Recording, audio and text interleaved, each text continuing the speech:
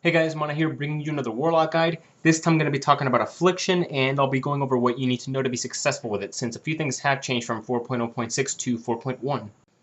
Alright, so as I've talked about before, Affliction has two main ways to play it. There's the Affliction Shadowbolt spec and the Affliction Drain Life spec.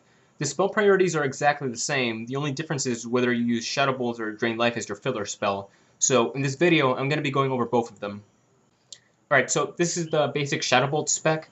The only big difference from 4.0.6 to 4.1 is that now instead of putting points in Fell Synergy and maybe even Demonic Embrace, you're basically going to be putting them in Dark Arts instead. Alright, so this is the Drain Life spec. As you can see, there's not a whole lot of points in Destruction. You're not really going to be picking up Bane because you should never be hard casting Shadowbolts with the Drain Life spec. Instead, you're going to be picking up points in Demonology so that you can get Mana Feed, which is a very strong talent. Alright, so right off the bat, there's a few things that 4.1 didn't change. Your stat priorities, your gems, your enchants, and the way you reforge your gear are all still the same.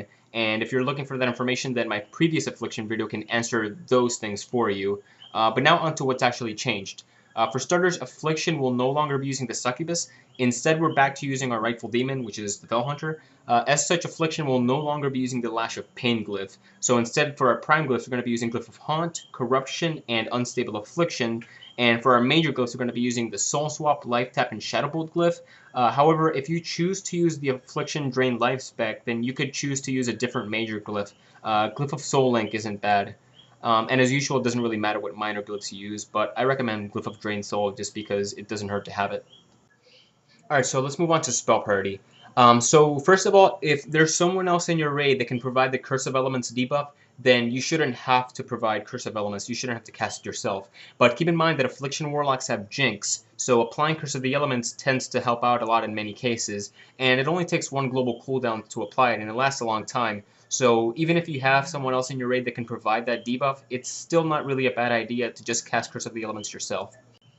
Alright, so you're going to want to make sure that Haunt stays up on your target at all times. Letting the debuff drop is a big DPS loss, so you want to make sure that it stays on the boss. Ideally, you won't necessarily cast it when it comes off cooldown, and instead will wait until the last moment before recasting it. But since Haunt has a long travel time, and you can't always be sure that you'll be able to cast it in time, I recommend that you cast it as soon as it comes off cooldown. Alright, so next up, you're going to want to make sure you're casting Demon Soul whenever it's off cooldown. Ideally, you'll be using it along with an unused Trinket and also timing it with Trinket procs so you can get more benefit out of your cooldowns. Also, knowing when your group is going to use Bloodlust or Time Warp is also very important because you'll be able to plan ahead so that your cooldowns will be ready when Bloodlust or Time Warp is used, and that's a huge DPS increase. Alright, so after that we have our dots. Now, you're going to want to maintain Bane of Doom, Corruption, and Unstable Affliction up on your target. But in fights when you're using a lot of soul swaps, it's better to use Bane of Agony instead of Bane of Doom, since you can only have Bane of Doom on one target. Now, in the past, clipping our dots, in other words, recasting them before they ran out, that used to be a bad thing, and it would lead to huge DPS losses. But in Cataclysm, it no longer works that way. It's beneficial for our DPS to clip our dots before their last tick, so the dots will be refreshed, but not clipped, so you won't lose your damage. So for Bane of Doom, you're going to want to refresh it when it hits the 15-second mark. Unstable Affliction can be refreshed around the 1 to 2 second mark, and Corruption is refreshed by Haunt, so you won't have to worry about refreshing it. But if you're DPSing multiple targets, then you should refresh it when it's around the 1 to 2 seconds left, because obviously one of your targets is going to be getting Corruption refreshed by Haunt, but the other one won't, because you can only cast Haunt on one target. Alright, so for Bane of Agony, it's a special case. Bane of Agony is a pretty unique dot. Bane of Agony's final ticks are also the strongest, so you never want to refresh it like the other dots. Instead, you want to wait for it to fall off the target, for it to run out, and then to recast it. Okay, so next up, if you're ever in melee range of a boss, it's going to be beneficial to your DPS to use Shadowflame as well, whenever it's off cooldown. But remember that it's only when you're already in melee range. You shouldn't really be going out of your way to get to a boss just to use Shadowflame. And so now we get to our filler spell, and obviously enough, you're going to be using either Drain Life or Shadowbolt depending on your spec. But finally, once you reach the 25% mark of the boss, you're going to be entering the execute phase, and you're going to be replacing your filler spell, so you're going to be replacing either Shadowbolt or Drain Life depending on your spec, with Drain Soul. And in addition to that, Drain Soul will also take Shadowflame's place on the spell priority, so if you were using that at all during the fight, you're not going to be using it anymore during the execute phase. Alright, so now for movement, since I love talking about how it's important to always be casting spells, you should be able to continue casting spells even when you're moving. So when you're moving, you should continue to follow your spell priority. So if you see that Haunt is about to come off cooldown, then you should stop moving if it's safe to do so and cast Haunt. Then if Bane of Doom, Unstable Affliction, or Corruption reach the point where they should be refreshed, then you should do so. For Unstable Affliction, though, you can either stop moving and cast it, or if it's not safe to stop moving, you can prolong its duration by casting a Fell Flame. Besides this, if you don't need to do any of these things, life tapping during movement is quite good, but if life tapping isn't an option because you can't afford to lose health, or if it isn't a necessity because you won't need mana, then just using a few Fell Flames is your best option at that point. Alright, so how should you handle DPSing multiple targets? Well, there's a few things you can do.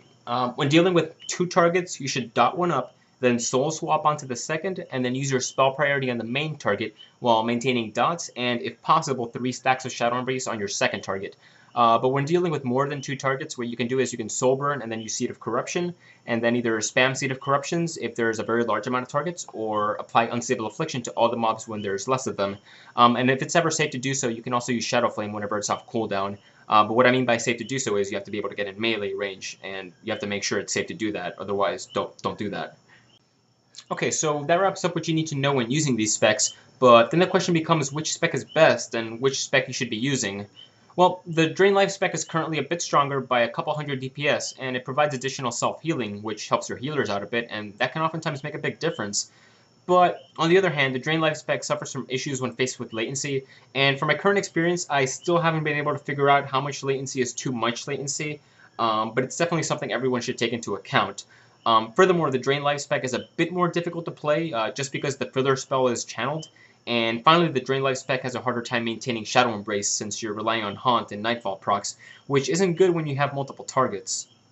As for the Shadow Bolt spec, it's a bit easier to use since it has a very easy time maintaining Shadow Embrace and the spec doesn't suffer from latency too much. But on the other hand, the only real issue with the Shadow Bolt spec is that it isn't quite as strong as the Drain spec. But all in all, it just comes down to several factors. If your latency isn't a huge issue and you can handle the difficulty of the Drain spec, then it's definitely worth at least trying it out since it's currently the top DPS spec. But otherwise, you can still find a lot of success with the Shadow Bolt spec. And that ends this guide, but before I go, I do want to know if you guys have tried out anything new since 4.1. Maybe a new spec or a new strategy on a boss, anything like that. If so, how's it worked out for you? Also, if you guys have any questions, you can leave them in the comments below or send me a private message. And if it's not something I can answer in a comment, I'll probably just answer it on More Dots. As always, if you guys enjoyed what you saw, feel free to like and to subscribe. Later, guys.